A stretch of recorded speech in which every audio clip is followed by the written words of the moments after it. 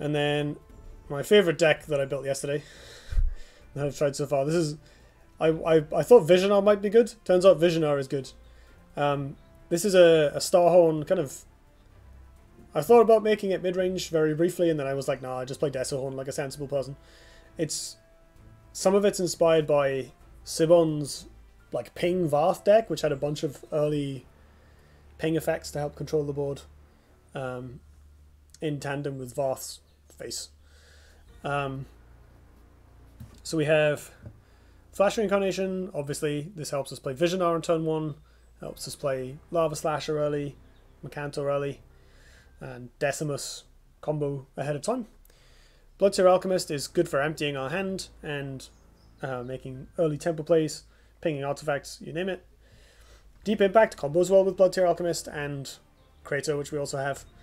I'm playing this mostly to try it. It's kind of a cool card. It's similar to Natural Selection in that it's 2 mana hard removal, but it's less board dependent than Natural Selection. It's more like what do you have in your hand, or can you spare the life to attack something, which I think is a bit easier for a deck that's otherwise light on removal. It's mostly a proactive deck. 3 Healing Mystic. I think Healing Mystic is a little underplayed right now. It isn't as good at healing as Azure Herald is, but the fact that it's a nice 2/3 for early board presence. Sometimes it absorbs the Phoenix fine, like that's fine. And it can heal your minions for bonus tempo is actually just quite valuable. I've been playing Healing Mystic a lot, and it's just so rarely bad. Kajata, this is one of our... It's kind of redundancy with Flash Reincarnation. Helps us curve out ahead of schedule and get people with surprise beef. And Silithar is just another power 2 drop that is really useful for sticky early board presence and trades. Up the curve we have Crater. This card is really strong. It's basically old Blistering Scorn. Obviously it's slightly less powerful, but the ability to Bloodseer Alchemist multiple things at a time is really handy. Deep Impact reminds me of Eggmorph when that was the only big boy removal. It is a bit like that, isn't it? Except it's 2 mana, but you take damage when you hit the thing.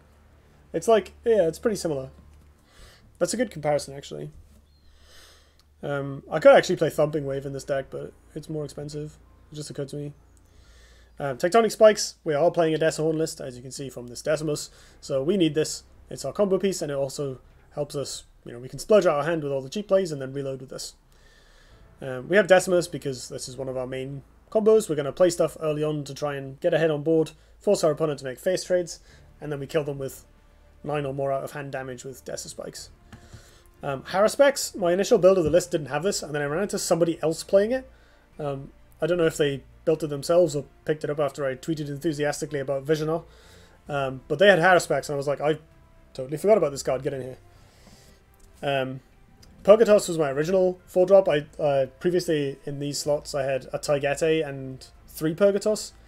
That's partly because I forgot how Purgatos worked, and I thought it was when it took damage, not dealt damage, but I think this card is still good. Like, it's extra healing, it's extra face pressure, and ramping it out is quite nice, because if your opponent, hits, you flash this, it's a 3, or Kajata, it's a 3/3 or a 3/4. Your opponent hits it with their face and another creature. Like, it dies, but that's 2 triggers, which is quite a lot of damage or healing, one way or another. And if you're not too concerned about card advantage, because you're playing Starhorn, you're just going to draw more cards anyway. Having that sort of extra race swinging power, it's similar to tempo in that it accelerates your game plan while slowing down your opponents, but not necessarily in a board affecting way. But yeah, it can get you out of range of their reach or combos, or push them into range of yours. So I'm keen on it so far. I'm liking how it's played out, but it requires further testing.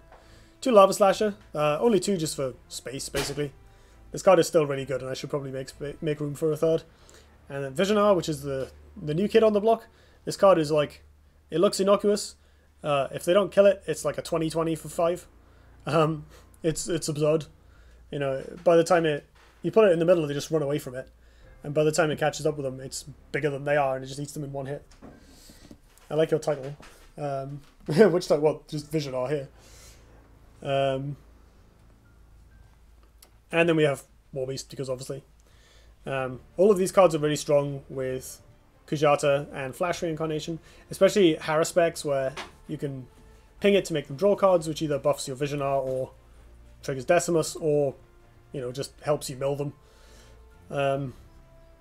Milling your opponent doesn't necessarily achieve anything, but you get information, and occasionally will deny them tools by milling out kind of the cards they might have needed.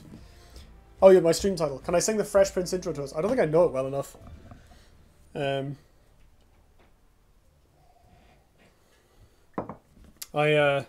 Will Smith, I am not.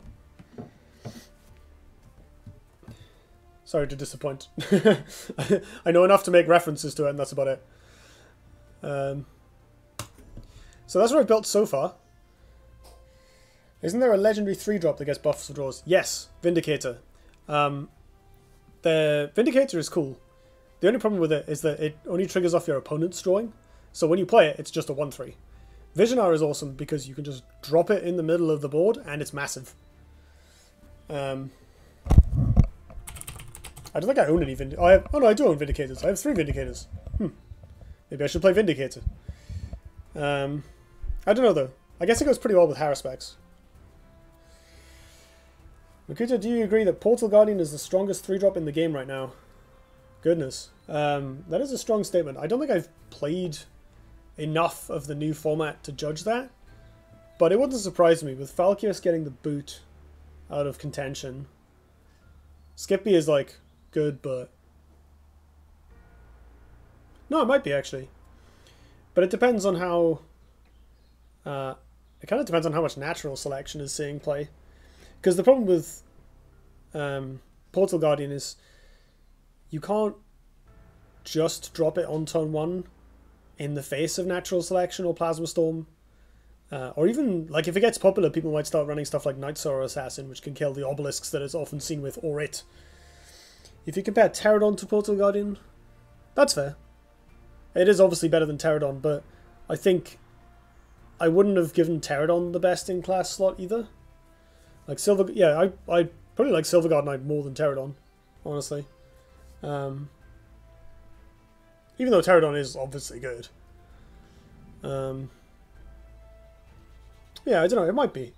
I'd have to play it more. Like, once the meta solidifies, you know, because it's going to take a while for things to settle. I don't think Scintilla is quite on the same league. Scintilla's really good, but it's more of a later game card. It's like Bloodbound Mentor. It's really good and costs 3 mana, but it's not something you want to drop on the first turn if you can help it.